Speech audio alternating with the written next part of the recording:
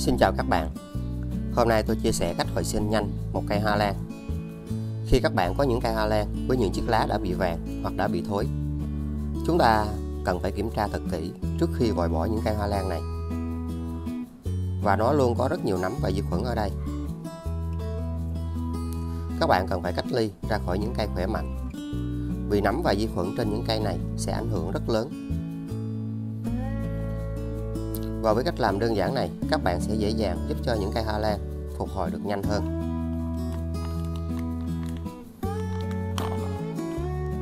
Chất trồng rất ẩm ướt, rễ đã bị hư rất nhiều.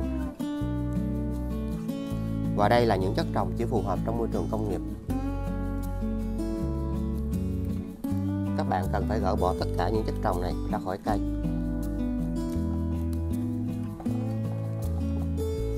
Nó đã bị mục nát, và điều này đã làm cho những chiếc rễ đã bị hư và đã bị thối.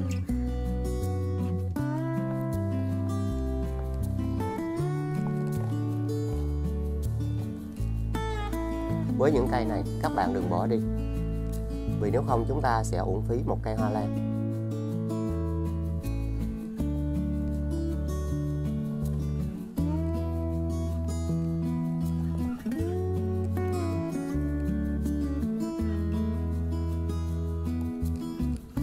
Và một điều hiển nhiên là các bạn cần kiểm tra và cắt bỏ tất cả những rễ hư và những rễ thối.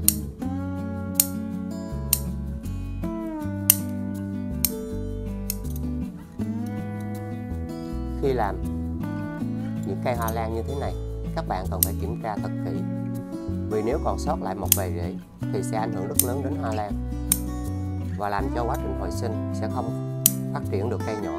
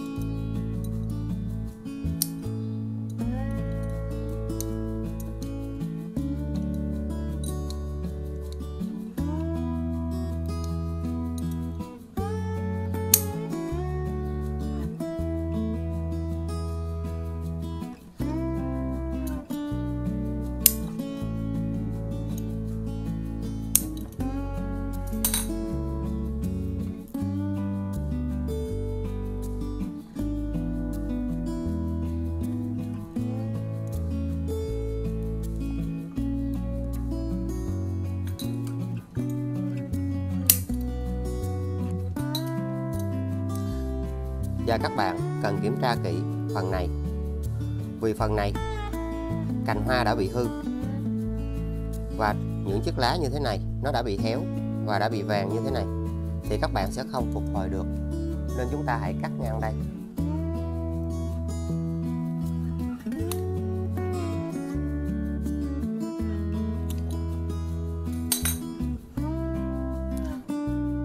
Phần này các bạn nên bỏ đi, chúng ta sẽ không sử dụng được chiếc lá này vì nó rất yếu.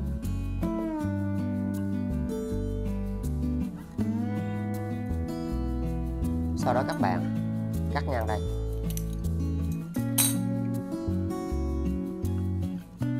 Sau đó các bạn cần phải rửa sạch gốc cây này.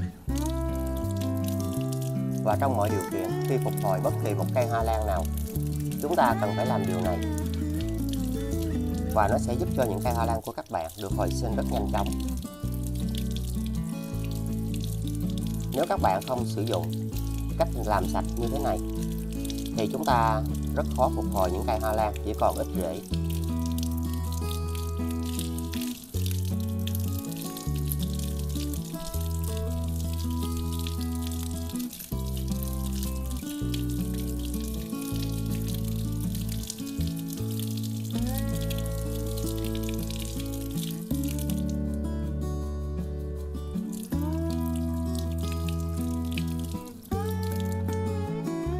Sau đó các bạn cần sử dụng khăn sạch và chúng ta lau khô lại.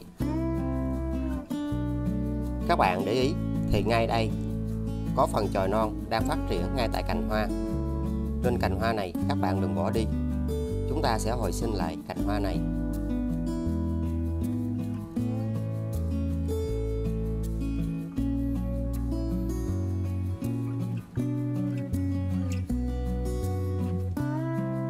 Và các bạn chỉ phục hồi được khi phần này vẫn còn trắng và gốc cây này còn tươi và khỏe như thế này. Nếu phần này đã bị thối rất nhiều thì chúng ta sẽ không hồi sinh được.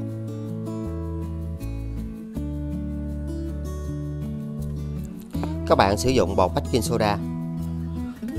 Đối với những cây hoa lan của chúng ta, khi chăm sóc tại nhà, các bạn nên dùng bột baking soda để giúp cho cây không bị nấm.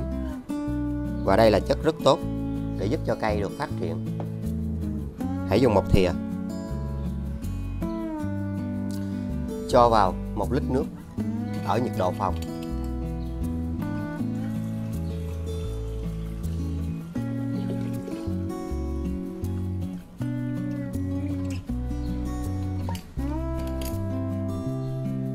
Và nó rất dễ hòa tan vào nước.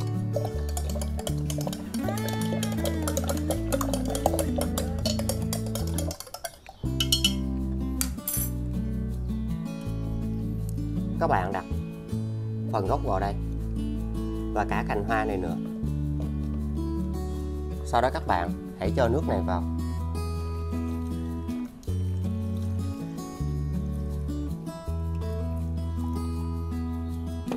Các bạn để như thế này trong 25 phút.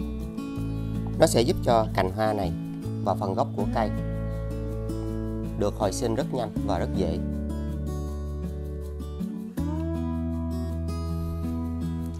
Và phần nước còn lại này các bạn đừng bỏ đi, mà chúng ta hãy dùng nó để chăm sóc cho những cây hoa lan khác. Nó giúp cho những cây hoa lan của các bạn không bị nấm, không bị côn trùng. Và chúng ta hãy dùng nó để lau cho những chiếc lá như thế này. Nó giúp loại bỏ bụi bẩn, làm sạch những chiếc lá rất hiệu quả. Và những cây hoa lan của các bạn sẽ luôn được xanh.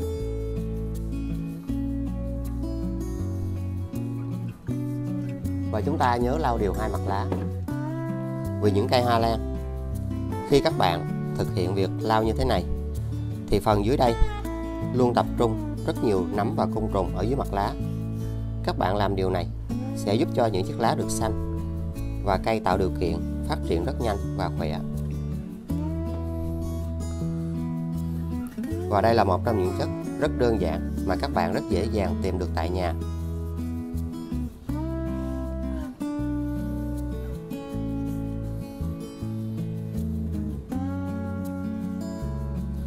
Nó giúp làm sạch bụi bẩn trên hoa lan rất tốt. Và điều này giúp cho những chiếc rễ phát triển rất khỏe mạnh. Các bạn sẽ thấy sự phát triển vượt trội ở những cây hoa lan khi chúng ta sử dụng cách làm này.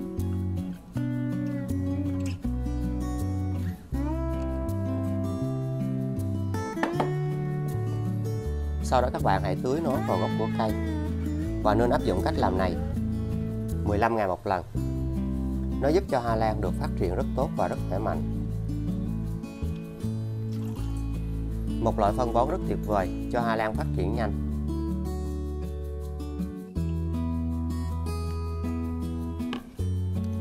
Sau đó các bạn lấy cành hoa lan ra và gốc cây này. Đến lúc này gốc cây đã được hấp thụ những dưỡng chất có từ bột baking soda. Chúng ta sẽ rất yên tâm để hồi sinh cây. Các bạn sử dụng bột quế.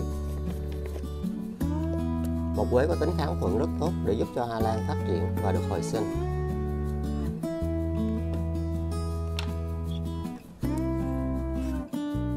Và hãy bôi vào phần này và những phần bị thối hoặc là những vết cắt của rễ, các bạn cũng bôi vào đây. Và cách làm này để giúp cho những phần này được kháng khuẩn khử trùng. Khi chúng ta hồi sinh lại thì cây sẽ được phát triển rất tốt. Và một ít vào phần lõi như thế này.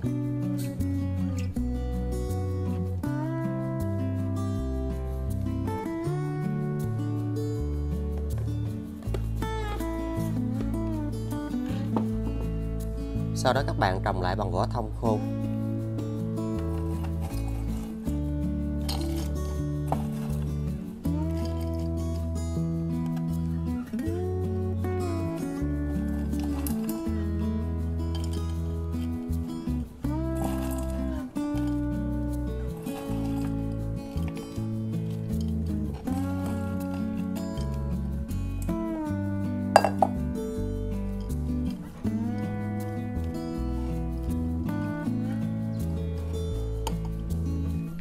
Cho vào một ít rêu khô.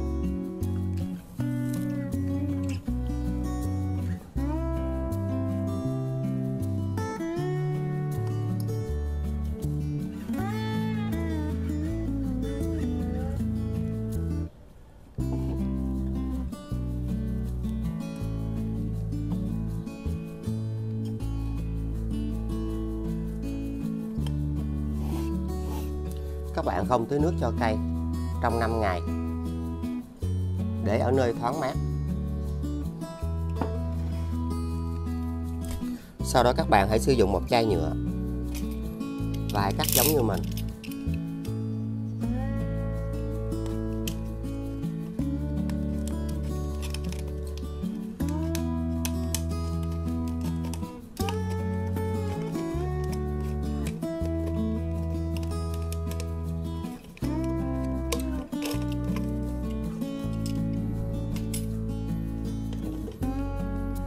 Sau đó các bạn sử dụng mút cắm hoa.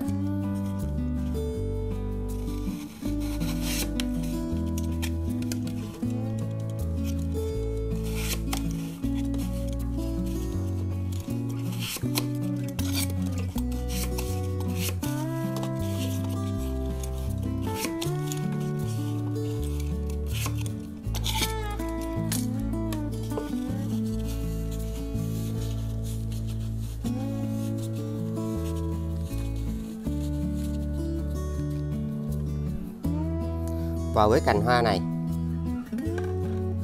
thì phần này đã được khô tự nhiên, và trên đây không có chứa mầm hoa và nó cũng đã khô lại. Các bạn sẽ không cần phải làm gì ngay tại đây. Và phần này đã có chứa mầm hoa.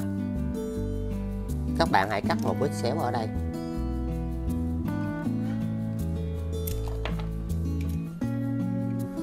Và cách làm này để giúp cho phần này hút nước được dễ hơn.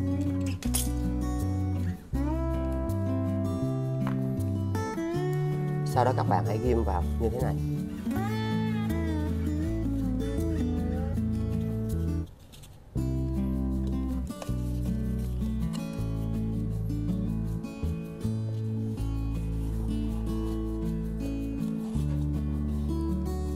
Sử dụng nước lọc. Sau đó các bạn cho vào đây.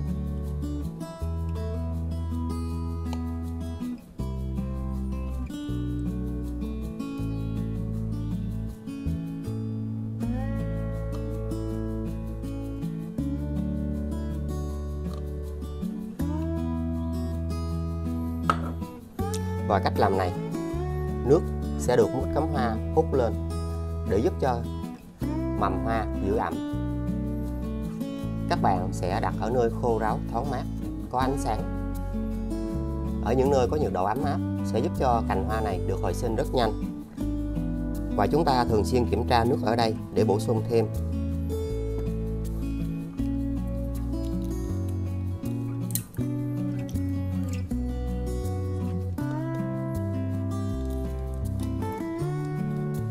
Sau đó hãy chờ cho cây hồi sinh.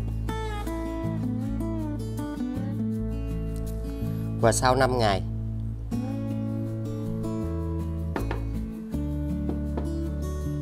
khi sử dụng cà phê thì phần bã các bạn đừng bỏ đi. Nó sẽ giúp cho những cây hoa lan của chúng ta phát triển rất tốt.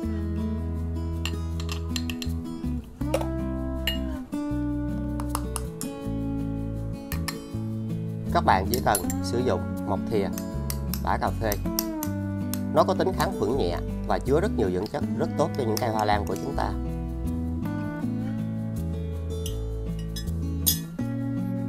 Các bạn cho vào 1 lít nước.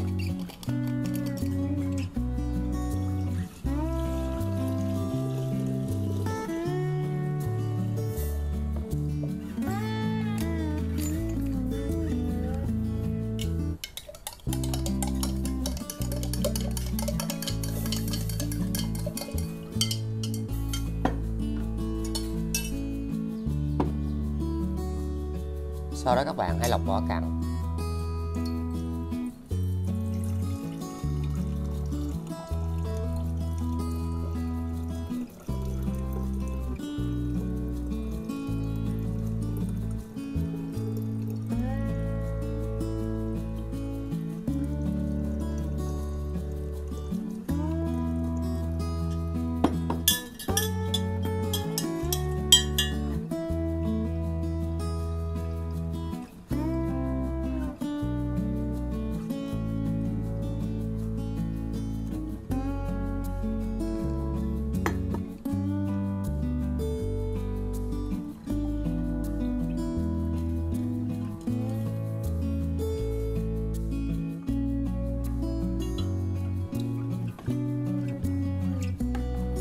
các bạn hãy tưới đều lên chất trồng và rễ của cây. Và cách làm này để giúp cho rễ và chất trồng được kháng khuẩn nhẹ, nó sẽ giúp cho những cây hoa lan của chúng ta được hồi sinh phát triển rất nhanh. Các bạn để như thế này trong 25 phút.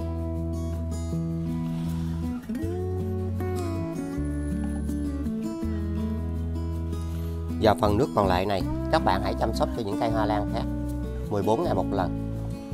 Nó giúp cho hoa lan của các bạn được phát triển rất nhanh và rất khỏe mạnh.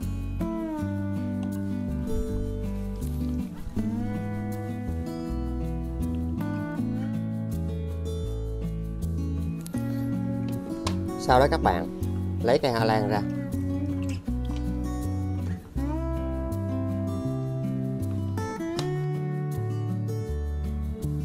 Các bạn dùng nước để tưới phun sương cho cây mỗi tuần một lần. Và chỉ tưới vừa đủ ẩm, không tưới nhiều nước. Đặt cây ở nơi khô ráo, thoáng mát và có ánh sáng.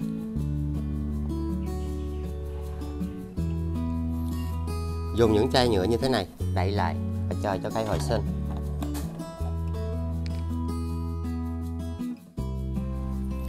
Và kết quả sau 40 ngày, hoa lan của chúng ta đã được phát triển. Khi sử dụng những cách làm như thế này, các bạn cần phải có thời gian và chúng ta cần phải kiên nhẫn. Cà phê luôn là dưỡng chất để giúp cho những cây hoa lan của các bạn phát triển và được hồi sinh. Rễ sẽ phát triển được rất tốt khi các bạn sử dụng cách làm này. Nó sẽ giúp cho những cây hoa lan của chúng ta được hồi sinh và nó sẽ được phát triển rất tốt và rất khỏe mạnh. Một trong những phương pháp rất đơn giản mà các bạn có thể dễ dàng thực hiện tại nhà. Nó đã luôn giúp cho những cây hoa lan của chúng ta được hồi sinh và phát triển rất nhanh.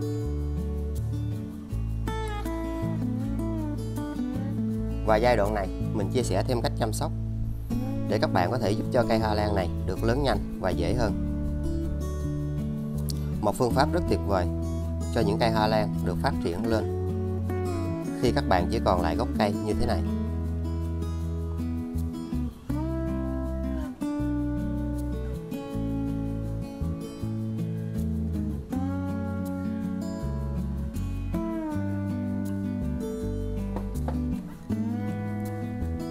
Còn đối với chậu hoa lan này, khi các bạn sử dụng cách làm này, độ ẩm luôn được duy trì tốt và đầy đủ. Nó đã giúp cho cây hoa lan nhỏ được hồi sinh. Và chúng ta chỉ thường xuyên kiểm tra nước ở đây để bổ sung thêm.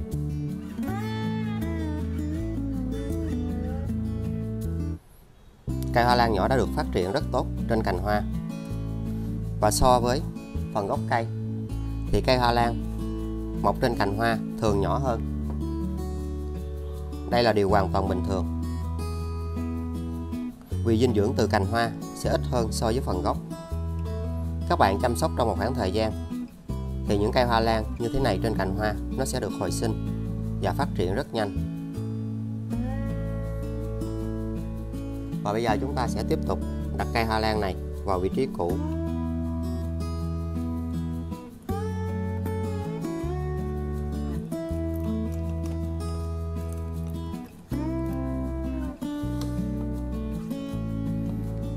Giai đoạn này các bạn vẫn sử dụng bã cà phê và chúng ta chỉ dùng 1/2 thìa.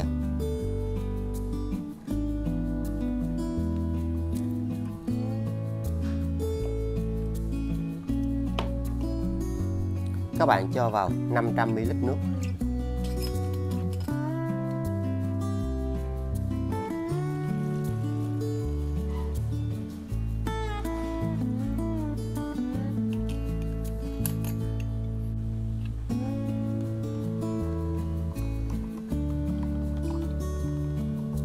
Và với cách làm này, nó sẽ giúp cho những cây hoa lan của các bạn nó sẽ được lớn rất nhanh.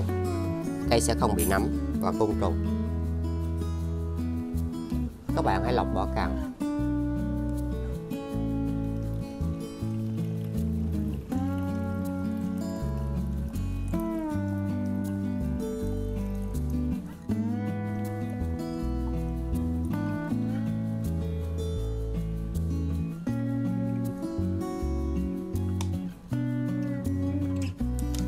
Sau đó các bạn sẽ cho một ít dầu bình phun.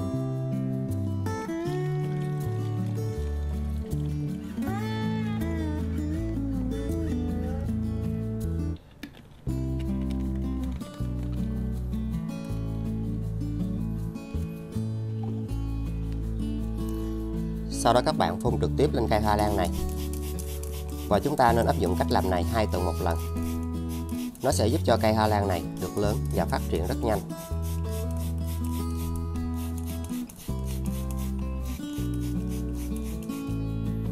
Sau đó các bạn sẽ đậy những chiếc rễ này lại, vì đây là những rễ còn nhỏ và non.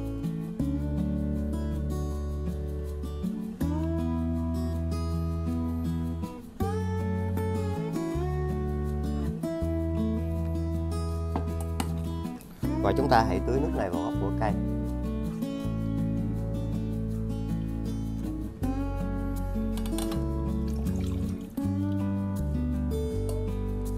Các bạn sẽ đậy lại và để cây vào vị trí cũ.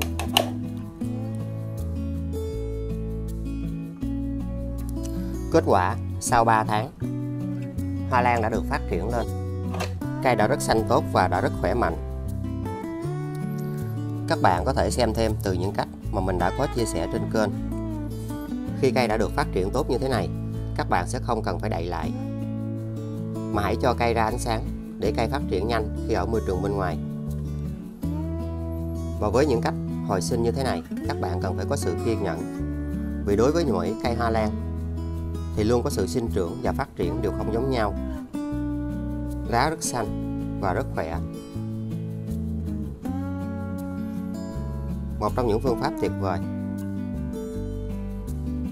Rễ cũng đã phát triển rất nhanh khi các bạn sử dụng cách làm này. Và bây giờ chúng ta yên tâm để giúp cho cây phát triển nhanh ở môi trường bên ngoài.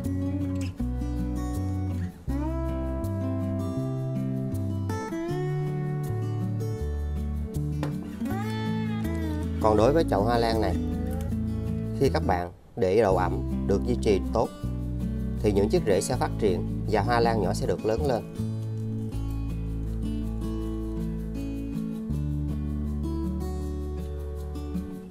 Một trong những phương pháp rất tuyệt vời. Chúng ta chỉ cần sử dụng những chất hữu cơ, và điều này sẽ giúp cho những cây hoa lan được hồi sinh, phát triển rất tốt. Khi cây đã được phát triển tốt như thế này, các bạn sẽ rất yên tâm để trồng lại, và giúp cho những cây hoa lan như thế này nó sẽ được phát triển rất nhanh khi ở môi trường bên ngoài. Một trong những phương pháp rất hiệu quả. Và đối với những cây hoa lan trên cành hoa thì nó sẽ nhỏ hơn so với những cây hoa lan trồng trên gốc. Đây là điều rất bình thường. Nhưng khi các bạn chăm sóc lại thì những cây hoa lan này sẽ được phát triển rất nhanh và rất khỏe mạnh.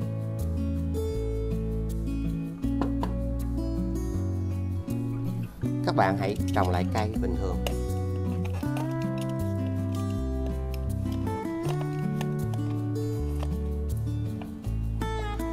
Và chúng ta sẽ trồng lại bằng vỏ thông.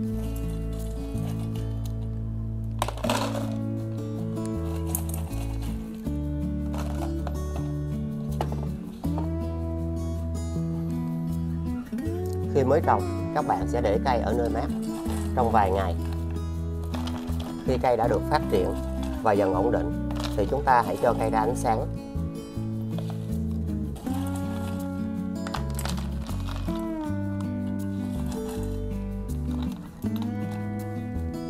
Các bạn có thể cho thêm một ít rêu vào đây để giúp cho chậu cây này được giữ ẩm. Vậy là bằng những cách làm rất đơn giản, chúng ta đã có được những cây hoa lan hồi sinh và phát triển rất nhanh từ gốc cây đã bị hư thối.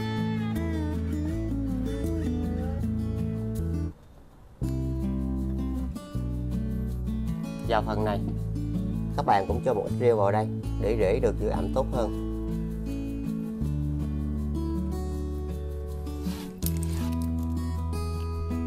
Đừng quên like, chia sẻ, đăng ký kênh và nhấn chuông để tiện theo dõi. Xin chào và hẹn gặp lại. Chúc các bạn luôn thành công